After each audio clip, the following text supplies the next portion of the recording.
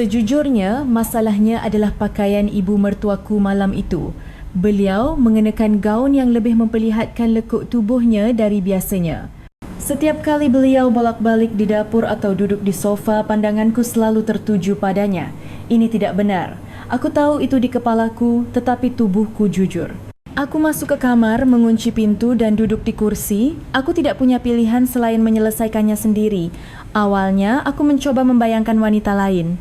Aktris yang pernah kulihat, wanita asing yang kutemui di jalan. Tapi tidak berhasil. Ibu mertuaku terus muncul di benakku. Tidak, ini tidak boleh terjadi. Aku berusaha keras memikirkan hal lain, tetapi pada akhirnya aku tetap memikirkan ibu mertuaku.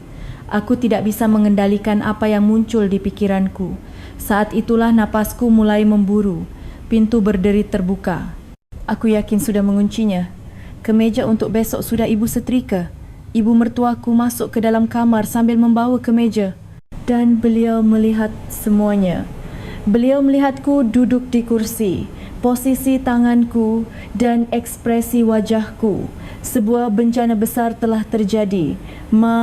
Maafkan saya, kataku tergagap. Ibu mertuaku dengan cepat meletakkan kemeja itu di atas tempat tidur. Kita bicara nanti. Beliau berhenti sejenak di depan pintu. Tanpa berbalik, beliau berkata dengan suara bergetar, "Tidak apa-apa, wajar kalau laki-laki begitu.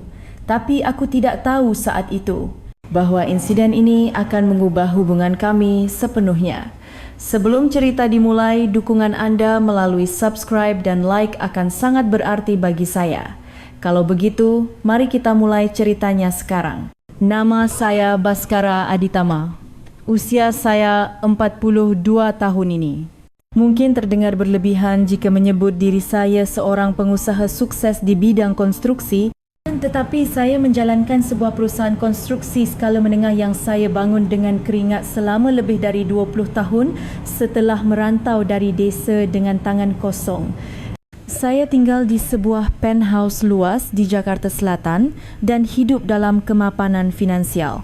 Namun, setahun yang lalu saya kehilangan isteri saya Kirana yang merupakan segalanya bagi saya dalam sebuah kecelakaan lalu lintas. Kirana 10 tahun lebih muda dari saya. Dia meninggalkan dunia ini pada usia 32 tahun. Sejak awal, orang-orang di sekitar kami mengkhawatirkan perbezaan usia kami. Perbezaan 10 tahun.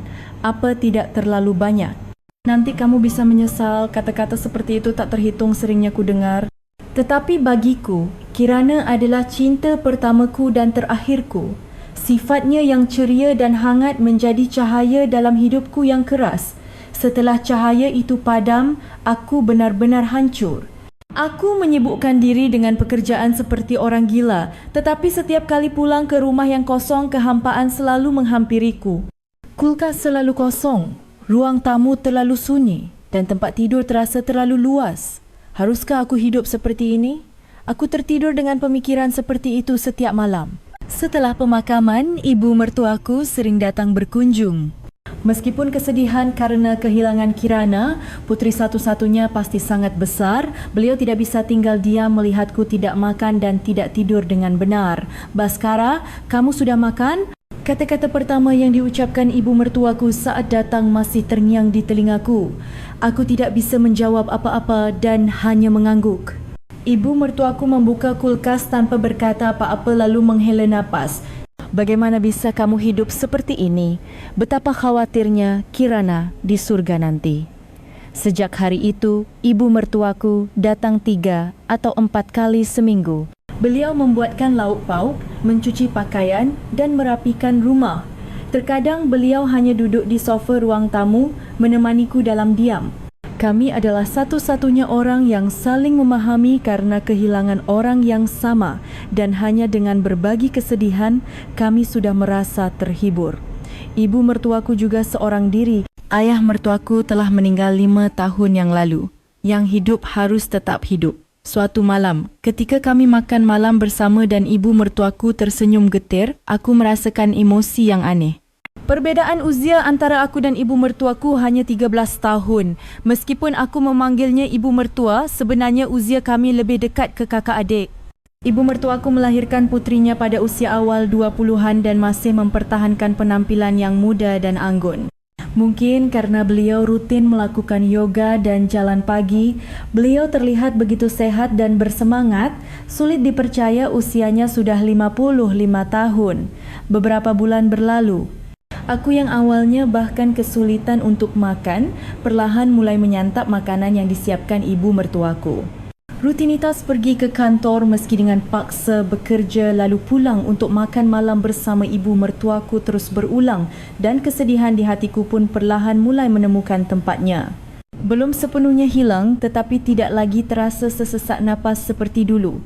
Suatu malam setelah makan malam saat ibu mertuaku sedang mencuci piring, aku untuk pertama kalinya melihatnya dengan cara yang berbeda. Biasanya ibu mertuaku mengenakan pakaian yang nyaman saat datang ke rumah, tetapi hari itu beliau mengenakan rok yang panjangnya di atas lutut. Pemandangan beliau yang berdiri di depan wastafel saat mencuci piring menarik perhatianku dan tanpa sadar aku terus menatapnya. Tidak, ini tidak boleh terjadi. Aku segera mengalihkan pandanganku, tetapi jantungku berdebar anehnya kencang.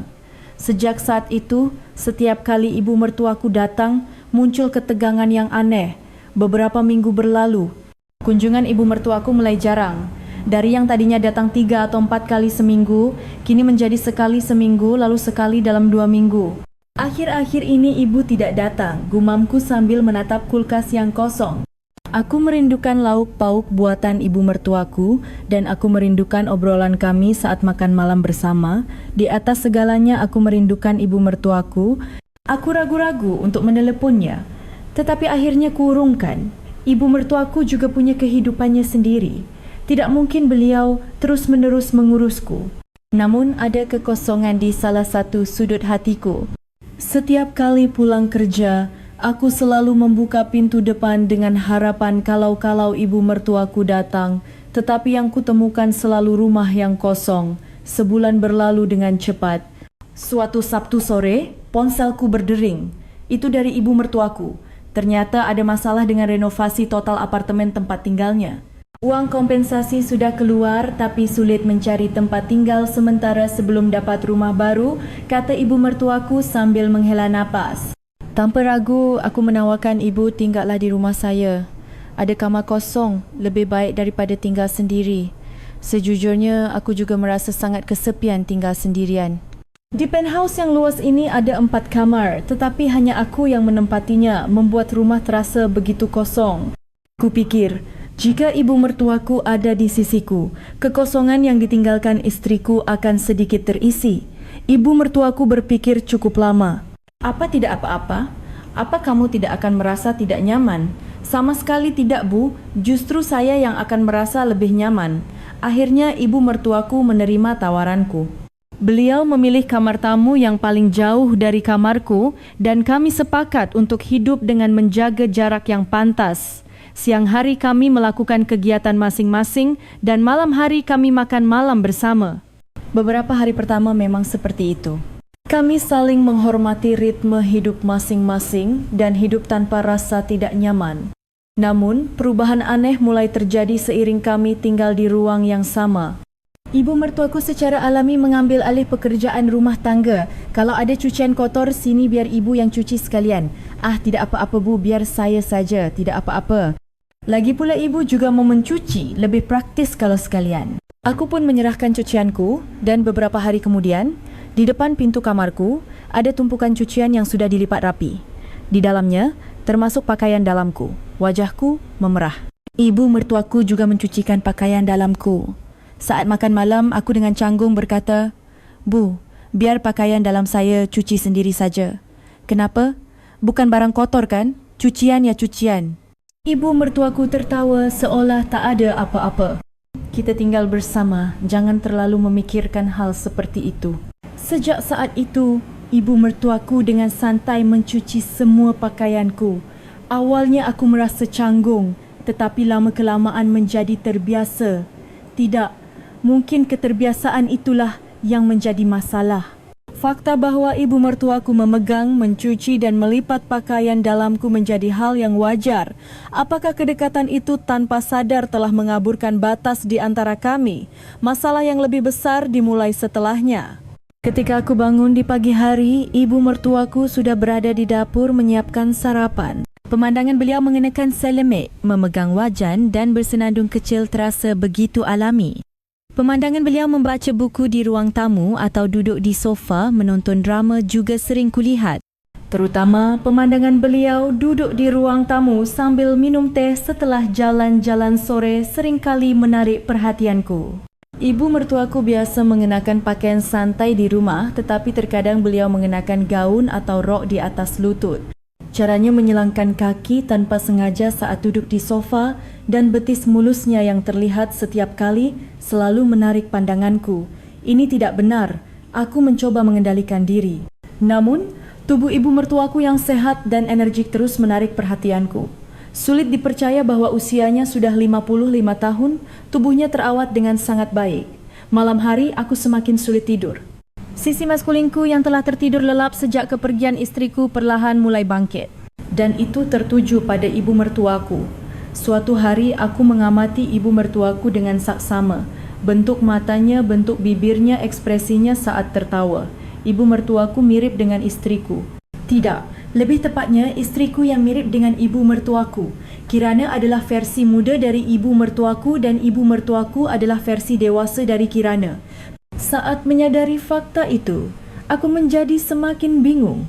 Apakah ini karena kerinduanku pada istriku? Atau aku tidak bisa menemukan jawabannya? Sekitar sebulan setelah kami tinggal bersama, aku semakin sadar akan kehadiran ibu mertuaku. Saat beliau membungkuk untuk bersih-bersih, kaki mulusnya yang terlihat di bawah roknya menarik perhatianku.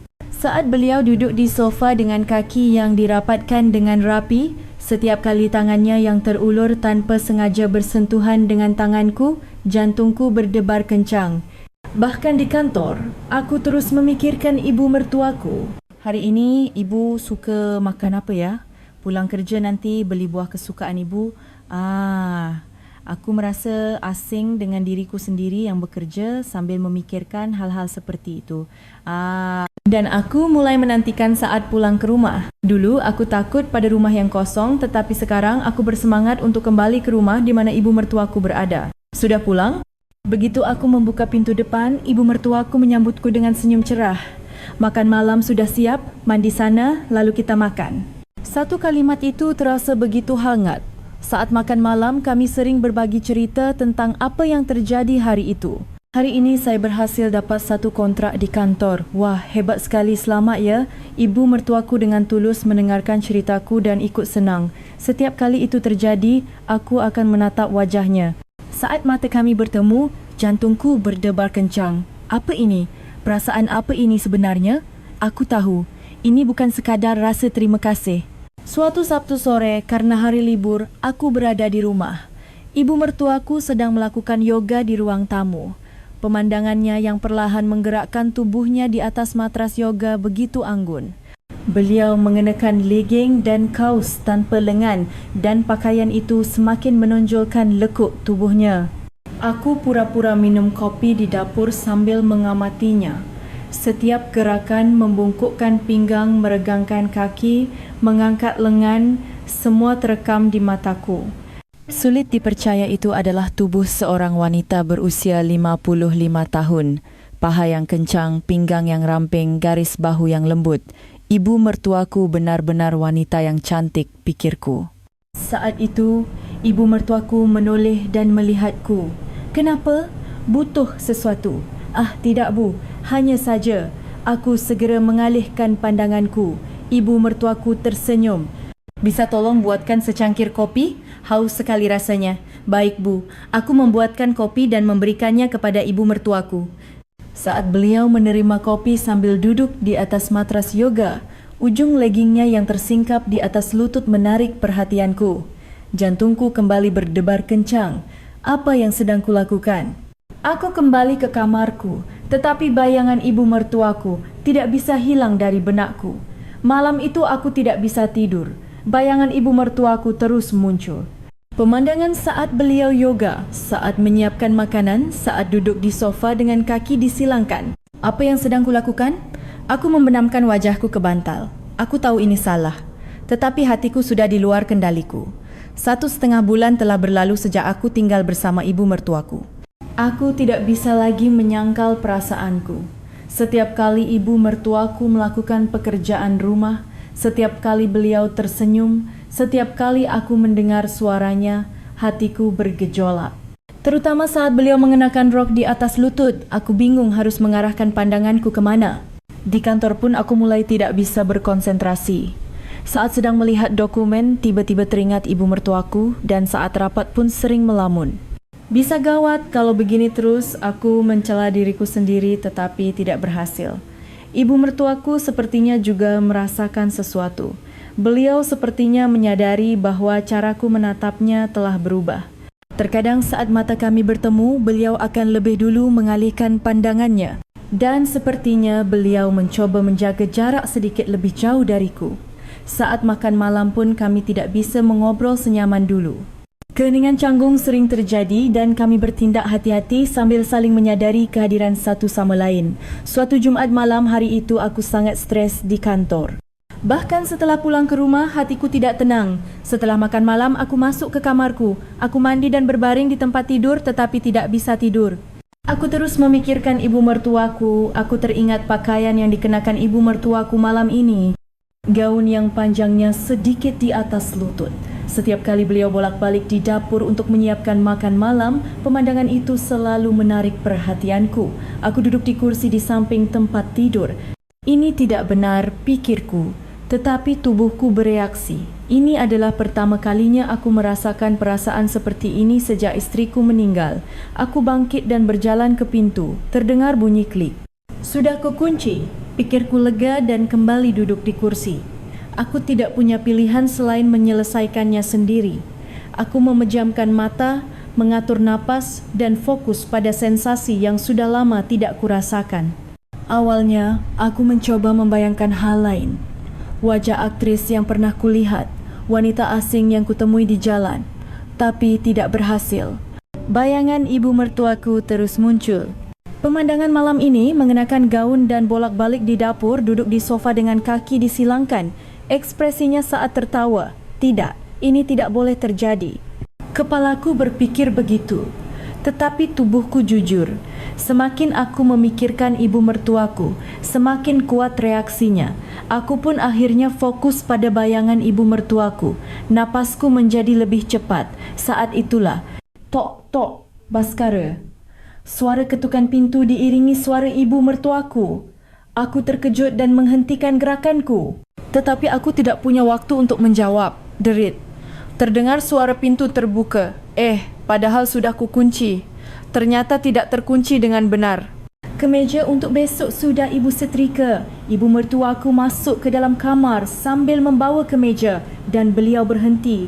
Beliau melihatku duduk di kursi, penampilanku, ekspresiku dan posisi tanganku. Mata ibu mertuaku membelalak. Ibu mertuaku mengeluarkan suara kaget kecil. Maafkan saya. Aku segera menutupi diriku dengan lutut dan membalikkan badan. Wajahku terasa panas. Wajah ibu mertuaku juga memerah. Maaf, ibu sudah ketuk tapi tidak ada jawaban. Jadi, kemeja itu jatuh dari tangan ibu mertuaku. Kami membeku sejenak sambil menatap kemeja yang jatuh di lantai. Saya benar-benar minta maaf. Aku tidak berani menatap ibu mertuaku. Ibu mertuaku dengan cepat mengambil kemeja itu dan meletakkannya di atas tempat tidur. Kita bicara nanti. Ibu mertuaku hendak bergegas keluar dari kamar. Tetapi beliau berhenti sejenak di depan pintu. Sepertinya beliau sedang mengatur napas. Lalu tanpa berbalik, beliau berkata dengan suara bergetar, "Tidak apa-apa, wajar kalau laki-laki begitu." Pintu tertutup pelan, aku terduduk di tempat. Betapa memalukannya. Panas di wajahku tidak kunjung hilang. Aku tidak bisa melakukan apa-apa lagi. Aku hanya bisa menutupi wajahku dengan kedua tangan dan meronta dalam rasa malu. Bagaimana aku akan menemuinya besok pagi? Tapi tiba-tiba sebuah pikiran aneh muncul. Saat ibu mertuaku melihatku sebelum pergi, tatapannya bukan hanya kaget. Sepertinya ada emosi lain yang tercampur di dalamnya. Jangan-jangan? Tidak. Aku menggelengkan kepala, tetapi jantungku berdebar anehnya kencang. Malam itu, aku tidak bisa tidur sedikit pun. Pagi berikutnya terasa sangat canggung. Aku bangun lebih siang dari biasanya. Aku takut bertemu dengan ibu mertuaku. Tetapi akhirnya kami harus bertemu. Saat aku pergi ke dapur, ibu mertuaku sedang menyiapkan sarapan. Sudah bangun. Ayo sarapan. Ibu mertuaku berbicara dengan wajar seperti biasa. Aku duduk di meja makan dengan hati-hati. Tidur nyenyak? Ya, ibu. Ibu juga tidur nyenyak. Kami sarapan dengan canggung. Percakapan terputus dan keheningan menyelimuti. Aku ingin cepat-cepat menyelesaikan sarapan dan pergi ke kantor. Hari ini pulang cepat? Tanya ibu mertuaku. Tidak tahu, Bu. Ada sedikit pekerjaan. Baiklah, makan malam akan ibu siapkan. Aku mengangguk dan berangkat kerja. Di kantor pun aku tidak bisa fokus. Kejadian semalam terus terngiang. Saat ibu mertuaku masuk ke kamarku, ekspresinya saat itu, kata-kata yang diucapkannya. Apa yang sedang kupikirkan? Aku menggelengkan kepala. Tetapi di satu sisi hatiku, aku ingin melihat ibu mertuaku lagi. Pukul 6 sore, aku bergegas pulang. Selama perjalanan pulang, jantungku berdebar-debar. Aku membuka pintu depan dan masuk. Sudah pulang? Ibu mertuaku sedang duduk di sofa ruang tamu. Berbeda dari biasanya, beliau berada di ruang tamu, bukan di dapur. Iya, makan malamnya? Belum ibu masak, menunggu kamu pulang. Ibu mertuaku menatapku. Tatapannya berbeda dari biasanya. Duduklah, aku duduk di sofa di seberang ibu mertuaku. Tentang semalam, ibu mertuaku yang memulai pembicaraan. Aku menahan napas. Ibu, maafkan saya. Sungguh, tidak apa-apa. Kamu tidak salah. Ibu mertuaku mengibaskan tangannya. Wajar kalau laki-laki yang tinggal sendiri begitu. Ibu juga tahu, tetapi karena sudah terlanjur, aku melanjutkan dengan jujur. Saya melakukannya sambil memikirkan ibu. Mata ibu mertuaku membelalak. Apa? Awalnya tidak. Saya mencoba memikirkan hal lain. Sungguh. Aku melanjutkan sambil tidak berani mengangkat kepala. Tetapi, entah kenapa hanya ibu yang terus muncul di pikiran saya. Tinggal bersama, bertemu setiap hari, entah sejak kapan ibu terus menarik perhatian saya. Suaraku bergetar, saya tahu ini tidak benar. Ibu adalah ibunya istri saya dan saya adalah menantunya. Tapi, tanya ibu mertuaku pelan. Tinggal bersama membuat saya tidak bisa menahan naluri saya. Aku mengaku dengan jujur. Pemandangan ibu saat melakukan pekerjaan rumah, saat duduk di sofa, saat mengenakan rok di atas lutut. Semuanya menarik perhatian saya, Baskara. Sebagai seorang laki-laki, saya tidak bisa menahannya. Awalnya saya merasa bersalah. Saya merasa bersalah pada istri saya dan juga pada ibu. Aku menutupi wajahku dengan kedua tangan. Tetapi semakin lama semakin parah. Di kantor pun hanya ibu yang saya pikirkan dan saya jadi menantikan saat pulang ke rumah. Ini bukan hanya karena kesepian. Ibu mertuaku terdiam sejenak. Ibu juga sudah memikirkannya, kata ibu mertuaku pelan. Kita tinggal bersama seperti ini, saling menyadari kehadiran satu sama lain, sepertinya tidak bisa dihindari. Jantungku berdebar kencang. Ibu tahu betapa sulitnya bagi seorang pria yang tinggal sendirian. Kamu pasti harus menahannya setiap hari, kan? Ibu mertuaku menatap mataku dan berkata, kemarin juga ibu lihat kamu sendirian di kamar seperti itu. Wajah ibu mertuaku memerah. Maaf, seharusnya ibu lebih berhati-hati. Mungkin ibu terlalu santai berpakaian di rumah. Ibu mertuaku memainkan jarinya di lutut. Jujur, ibu kaget melihat kejadian semalam. Suara ibu mertuaku bergetar. Tetapi setelah itu, ibu terus memikirkannya. Ibu juga manusia. Aku tidak bisa menahannya lagi. Aku memegang tangan ibu mertuaku. Ibu, Baskara. Ibu mertuaku perlahan mengangguk. Malam ini, kamu tidak perlu menahannya lagi. Aku juga merasakan hal yang sama. Jantungku terasa seperti berhenti berdetak. Benarkah, Bu? Iya. Ibu mertuaku menggenggam tanganku erat. Hari ini mari kita lupakan segalanya. Aku bangkit dengan hati-hati. Ibu mertuaku juga perlahan bangkit. Kita ke kamar? Ibu mertuaku mengangguk kecil. Kami berjalan ke kamar tidur tanpa berkata apa-apa. Jarak kami begitu dekat hingga aku bisa mendengar detak jantungku. Ibu.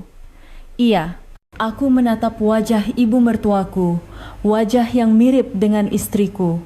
Tetapi ada keindahan yang lebih dewasa dan dalam. Ibu mertuaku juga menatapku dan bibir kami bertemu. Kesepian, kerinduan, semua perasaan bercampur menjadi satu. Malam itu, kami melewati batas. Aku merasa seperti diriku yang telah tertidur selama lebih dari setahun telah terbangun. Sejujurnya, ibu mertuaku melebihi apa yang kubayangkan. Usia 55 tahun sama sekali tidak bisa dipercaya. Ini benar-benar berbeda dari saat aku memuaskan diriku sendiri di kamar. Kehangatan tubuh manusia yang sesungguhnya, sentuhan lembut, dan perasaan yang dirasakan bersama. Tubuhku mengingatnya. Betapa aku merindukan ini. Sepertinya ini juga sudah sangat lama bagi ibu mertuaku. Apakah karena itu kami menjadi lebih berhasrat? Sampai subuh kami tidak bisa melepaskan satu sama lain. Keesokan paginya, aku membuka mata di samping ibu mertuaku. Sinar matahari masuk melalui celah gorden. Ibu mertuaku masih tidur. Wajahnya terlihat damai. Kita telah melakukan hal besar, pikirku. Tetapi aku tidak menyesal. Justru hatiku terasa hangat. Ibu mertuaku juga membuka matanya. Kami saling menatap tanpa kata untuk beberapa saat. Menyesal? Tanya ibu mertuaku lebih dulu. Tidak, ibu? Aku juga. Ibu mertuaku membenamkan wajahnya di dadaku. Tapi aku bahagia. Aku memeluk ibu mertuaku dengan erat. Saya juga. Kami bukan lagi ibu mertua dan menantu. Kami telah menjadi seorang pria dan seorang wanita. Sejak hari itu, hubungan kami berubah total. Siang hari kami masih menjaga jarak yang pantas. Tetapi malam hari kami saling mencari. Bekerja di kantor pun terasa berbeda. Dulu aku tidak suka pulang ke rumah, tetapi sekarang aku ingin cepat-cepat pulang. Karena ibu mertuaku menungguku. Begitu jam 6 sore, aku bergegas pulang. Bahkan saat di lift, jantungku berdebar-debar. Begitu membuka pintu depan, ibu mertuaku sedang menyiapkan makan malam di dapur. Sudah pulang? Hari ini cepat sekali. Iya. Aku ingin cepat pulang. Ibu mertuaku tersenyum simpul. Mandi sana, sebentar lagi matang. Waktu makan malam bersama juga berubah. Tidak lagi canggung seperti dulu. Tangan kami bersentuhan secara alami, mata kami bertemu dan tawa pun mengalir. Setelah makan malam, kami duduk di sofa ruang tamu sambil minum anggur. Saat menonton drama, sentuhan fisik dimulai secara alami. Memegang tangan ibu mertuaku, bersandar di bahunya, mengelus rambutnya. Semuanya terasa alami. Ibu bahagia, aku juga. Kami saling menatap dan tersenyum, dan kami berciuman lagi. Malam itu pun kami bersama. Beberapa hari berlalu, seminggu berlalu, sebulan berlalu. Kami menjadi semakin dekat. Ibu mertuaku menjadi bagian dari hidupku, dan aku menjadi bagian dari hidupnya. Di akhir pekan, kami pergi berbelanja bersama, berjalan-jalan di taman, dan menonton film. Di luar, kami masih ibu mertua dan menantu. Tetapi di rumah, kami adalah sepasang kekasih. Hidup bersamamu seperti ini benar-benar menyenangkan, kata ibu mertuaku suatu malam sambil bersandar di dadaku. Sudah lama aku tidak merasa hidup. Saya juga, Bu. Aku mengelus rambut ibu mertuaku. Kalau bukan karena ibu, saya pasti masih hidup sendirian dalam kesepian. Aku juga sama, ibu mertuaku membenamkan wajahnya di dadaku. Berkat kamu, aku merasa menjadi wanita lagi. Kami saling berpelukan dan tertidur. 2 bulan berlalu, hubungan kami semakin dalam. Melampaui hubungan fisik semata, kami juga menjadi dekat secara emosional. Aku jatuh cinta pada ibu mertuaku. Jika awalnya hanya untuk mengusir kesepian, kini telah menjadi cinta yang sesungguhnya. Ibu, akhir pekan ini kita liburan. Usulku suatu malam. Liburan? Iya, ke tempat yang sepi, berdua saja. Ibu mertuaku ragu sejenak. Apa tidak apa-apa? Tidak apa-apa, Bu. Tidak akan ada yang kenal kita. Akhirnya, ibu mertuaku mengangguk. Akhir pekan itu, kami pergi ke Bali. Kami memesan sebuah villa pribadi yang tenang. Pemandangannya langsung ke laut. Wah, indah sekali. Ibu mertuaku mengagumi pemandangan di luar jendela. Syukurlah ibu suka. Aku merangkul bahu ibu mertuaku. Kami berjalan di pantai sambil bergandengan tangan. Tidak ada seorang pun yang mengenal kami. Kami merasa bebas. Malamnya kami kembali ke villa dan memasak bersama. Kami membuat makan malam yang lezat dengan bahan-bahan yang disiapkan ibu mertuaku. Enak sekali. Ya, syukurlah. Ibu mertuaku tersenyum. Malam tiba. Kami duduk di teras sambil memandangi laut. Terdengar suara deburan ombak. Apa kita boleh sebahagia ini? Gumam ibu mertuaku. Tentu saja boleh. Kita berhak bahagia.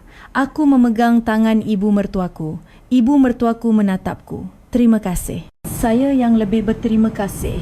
Kami berciuman dan masuk ke kamar. Keesokan paginya, kami bangun pagi-pagi untuk melihat matahari terbit. Kami duduk di pantai bersama ibu mertuaku memandangi matahari yang terbit. Indah sekali. Iya, benar-benar indah. Aku menatap ibu mertuaku. Bagiku, ibu mertuaku lebih indah dari matahari terbit. Aku cinta kamu. Untuk pertama kalinya aku mengatakannya. Mata ibu mertuaku membelalak dan air mata menetes. Aku juga. Kami berpelukan di pantai. Itu adalah saat yang paling membahagiakan. Sekitar sebulan setelah kami kembali dari Bali, suatu malam ponsel ibu mertuaku berdering. Setelah menerima telepon, ekspresinya mengeras. Ya, baiklah. Kapan? Setelah telefon selesai, ibu mertuaku menatapku. Ratih akan kembali ke Indonesia. Kakak ipar? Aku terkejut. Ratih kakak dari Kirana dan puteri sulung ibu mertuaku. Ratih telah berimigrasi ke Amerika 20 tahun yang lalu dan menikah dengan seorang pengusaha di sana. Saat pemakaman Kirana pun beliau tidak bisa datang karena pandemi. Tiba-tiba sekali, iya, dia akan mengurus semua urusannya di Amerika dan kembali ke Indonesia untuk selamanya. Katanya khawatir denganku yang semakin tua. Suara ibu mertuaku bergetar. Aku juga merasa cemas. Jika kakak ipar kembali, hubungan kami bisa ketahuan kapan beliau datang minggu depan. Katanya akan tinggal bersamaku untuk sementara waktu. Jantungku terasa mencelos. Jika kakak ipar tinggal bersama ibu mertuaku, berarti ibu mertuaku harus pindah dari rumah ini. Bagaimana ini? Ibu mertuaku menggenggam tanganku erat. Sepertinya kita harus berhati-hati. Iya, aku mengangguk tetapi hatiku terasa berat. Suami kakak ipar katanya akan menyusul sebulan kemudian kerana urusan pekerjaan. Seminggu kemudian, kakak ipar tiba. Kami menemuinya di Bandara Soekarno-Hatta. Ibu mertuaku, aku dan Ratih. Ratih masih terlihat tegas dan modis. Meskipun usianya pertengahan 30-an, beliau terlihat jauh lebih muda. Mungkin karena lama tinggal di Amerika, auranya juga terlihat glamor. Baskara lama tidak bertemu. Ya, Mbak. Aku menyapanya dengan canggung. Kakak ipar mengamati ibu mertuaku dengan saksama. Ibu, senang melihat wajah ibu terlihat cerah. Iya, terlihat berbeza. Kulit ibu juga lebih bagus dan sorok matanya lebih cerah. Ibu mertuaku berusaha bersikap biasa saja tetapi aku tegang. Tatapan kakak ipar sangat tajam. Setelah keluar dari bandara dan masuk ke mobil, kakak ipar bertanya, "Bu, sekarang tinggal di mana?" Sekarang ibu numpang sementara di rumah menantu." "Oh ya? Kenapa?" "Karena apartemen ibu sedang direnovasi total." Tatapan kakak ipar menajam. "Kalau begitu, bolehkah aku juga tinggal di sana? Biaya hotel juga mahal." Ibu mertuaku dan aku membeku bersamaan, tetapi kami tidak punya alasan untuk menolak. "Tentu, tidak apa-apa," jawab ibu mertuaku dengan terpaksa. Sejak hari itu, segalanya berubah. Dengan kehadiran kakak ipar, kami tidak lagi bebas. Kami tidak bisa bersama di malam hari dan bahkan harus menyembunyikan tatapan sadar kami satu sama lain. Aku mencoba pulang larut dengan alasan pekerjaan dan ibu mertuaku menghabiskan waktu bersama kakak ipar. Seminggu berlalu, aku tidak pernah bisa berduaan dengan ibu mertuaku. Kakak ipar selalu ada di rumah dan mengawasi kami. Suatu malam, saat kakak ipar sedang menonton drama di ruang tamu, aku dengan hati-hati mengetuk pintu kamar ibu mertuaku. "Ibu, jangan. Ratih bisa bangun." Terdengar suara bergetar ibu mertuaku dari balik pintu. Aku berbalik dan kembali ke kamarku. Hatiku hancur. Seminggu lagi berlalu. Selama tinggal bersama Ratih, aku dan ibu mertuaku berusaha semaksimal mungkin untuk berhati-hati. Siang hari kami menjaga jarak seperti dulu dan malam hari kami berada di kamar masing-masing. Tetapi kebiasaan memang menakutkan. Suatu pagi, saat sedang bersiap-siap berangkat kerja, aku kesulitan memasang dasi. Baskara, sini. Ibu mertuaku mendekat dan merapikan dasiku. Itu adalah tindakan yang sangat alami dan sentuhan itu terasa begitu akrab. Wajah ibu mertuaku sangat dekat dengan wajahku. Sudah. Ibu mertuaku menepuk-nepuk dasiku sambil tersenyum. Saat itu aku terkejut dan mundur. Dari ruang tamu, Rati sedang memperhatikan kami. Di lain hari setelah makan malam, ibu mertuaku sedang mencuci piring dan aku pergi ke dapur untuk membantunya. Saat memberikan piring, tanganku tak sengaja menggenggam tangannya. Hanya beberapa detik, tetapi kami tidak melepaskan tangan dan saling menatap. Saat aku sadar dan hendak melepaskan tangan, terdengar suara langkah kaki dari koridor. Kakak ipar keluar dari kamar mandi. Aku segera memberikan piring dan keluar dari dapur. Dan suatu malam, saat sedang menonton TV, ibu mertuaku tertidur di sofa. Saat kepalanya hendak jatuh ke samping, secara naluriah aku menopang bahunya. Ibu mertuaku secara alami bersandar di bahuku. Ah, tindakan yang begitu akrab. Ratih yang sedang minum air di dapur melihat kami. Aku dengan hati-hati membangunkan ibu mertuaku. Ibu, tidurlah di kamar. Hah? Ah, maaf. Ibu mertuaku segera bangkit. Suatu hari aku ada masalah di kantor dan pulang dengan wajah murung. Bahkan saat makan malam pun aku tidak banyak bicara. Ada masalah? Tanya ibu mertuaku dengan tatapan khawatir. Tidak apa-apa, Bu. Setelah makan aku pergi ke ruang tamu dan ibu mertuaku mengikutiku. Saat itu Ratih sedang ke kamar mandi. Benar tidak apa-apa. Ibu mertuaku menggenggam tanganku erat. Kalau ada masalah, ceritakan saja. Setidaknya padaku. Sentuhan hangat itu membuatku hampir memeluk ibu mertuaku. Tetapi suara pintu kamar mandi terbuka membuat kami segera melepaskan tangan. Ratih masuk ke ruang tamu. Tatapannya tajam. Momen-momen genting seperti itu terus berlanjut. Sebulan telah berlalu. Suatu malam, kakak ipar memanggilku. Baskara, bisa kita bicara sebentar? Jantungku terasa mencelos. Apa sudah ketahuan? Tetapi Ratih membicarakan hal lain. Baskara, kami sudah dapat rumah. Oh ya? Rumah untuk tinggal bersama ibu. Kami akan pindah minggu depan. Kata-kata yang tak terduga. Tiba-tiba sekali, suamiku akan segera datang kan? Sebelum itu harus merapikan rumah. Ratih berkata dengan tenang. Ibu juga sekarang harus tinggal di rumah yang layak. Tidak bisa terus-menerus merepotkanmu. Ah, iya. Perasaanku campur aduk. Apakah Ratih sudah curiga? Atau memang sudah waktunya pindah? Aku tidak yakin. Malam itu ibu mertuaku memanggilku dengan pelan setelah Ratih masuk ke kamarnya. Baskara, sudah dengar? Iya, katanya akan pindah. Ibu mertuaku menatap keluar jendela. Iya, sepertinya sudah waktunya. Suara ibu mertuaku bergetar. Sepertinya kita harus berhenti sekarang. Aku sudah menduganya, tetapi hatiku hancur. Ibu, aku tidak tahu apakah Ratih sudah curiga atau tidak, tapi itu tidak penting. Mata ibu mertuaku berkaca-kaca, kamu masih muda. Kamu harus menjalani hidup yang baru. Usia tidak penting, Bu. Tidak, usia itu penting. Ibu mertuaku menatapku. Berkat kamu, aku merasa hidup kembali.